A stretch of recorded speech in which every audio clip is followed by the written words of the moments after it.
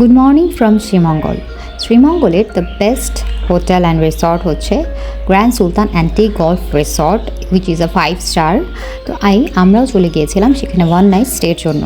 আমাদের আগে থেকেই রিজার্ভেশন করা ছিল, তাই রিসেপশনে যাওয়ার পরপরই আমরা কিছু ফর্মালিটিস ফিল আপ করে 12টার মধ্যেই রুম পেয়ে যাই।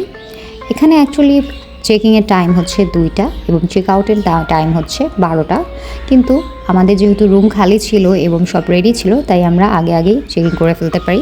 রুমটা মোটামুটি বড় ছিল এবং কোজি ছিল। ভাইবটা একটু ভিন্টেজ টাইপ লেগেছে আমার কাছে। এই রুমের 2টা টাইপ ছিল, একটা হচ্ছে ফ্রন্ট সাইড, একটা হচ্ছে ব্যাক সাইড। তো আমরা নিয়েছিলাম ফ্রন্ট সাইডটা, which is actually the front view of this resort. আমাদের ভিউটা দেখতে ঠিক এরকম ছিল। আমরা ওই দিন গিয়ে আর রিসর্টটা তেমন এক্সপ্লোর করিনি। পরের দিন সকালে আমরা তাতে কমপ্লিমেন্টারি বুফে ব্রেকফাস্টের জন্য চলে গিয়েছিলাম সকাল সকাল। And there was plenty of items and each item was really delicious. আমার কাছে সবগুলা খাওয়া সম্ভব হয়নি, অ্যাজ আমি এত আর্লি ব্রেকফাস্ট করতে পারি না। বাট আমি যে কয়টা আইটেম ট্রাই করেছি তার প্রত্যেকটাই অনেক মজার ছিল। I will recommend this place for breakfast.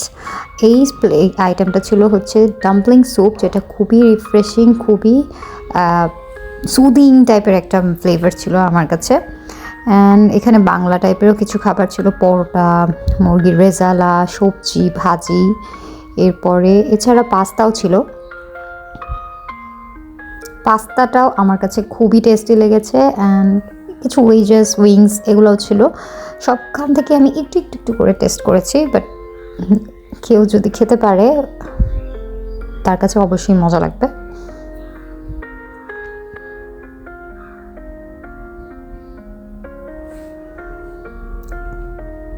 এখানে ফ্রেশ জুস ছিল 2 টাইপের, অনেক ফ্রেশ ফ্রুটস ছিল, ব্রেডস ছিল, জ্যাম, বাটার। মানে আইটেম খুব একটা আহামরি এক্সট্রা আইটেম বাড়ায়নি, বাট যে কটা আইটেম ছিল which was worth it. Coffee সেকশনে অনলি কফি আর টি ছিল। এই যে এটা হচ্ছে ওই স্যুপটা। আমি আমার একটু গ্লিমস দেখাচ্ছি আমি কী নিয়েছিলাম তার মধ্যে থেকে।